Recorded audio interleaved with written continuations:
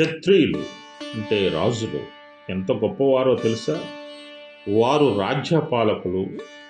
వీరు సమాజంలో ఉన్నటువంటి పేదవారిని ఆదుకొని వారి ఉన్నతికి ఉపయోగపడతారు.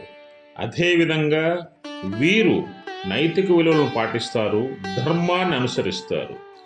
వీరికి వీరత్వం ఉంటుంది, పౌరుషవంతులు.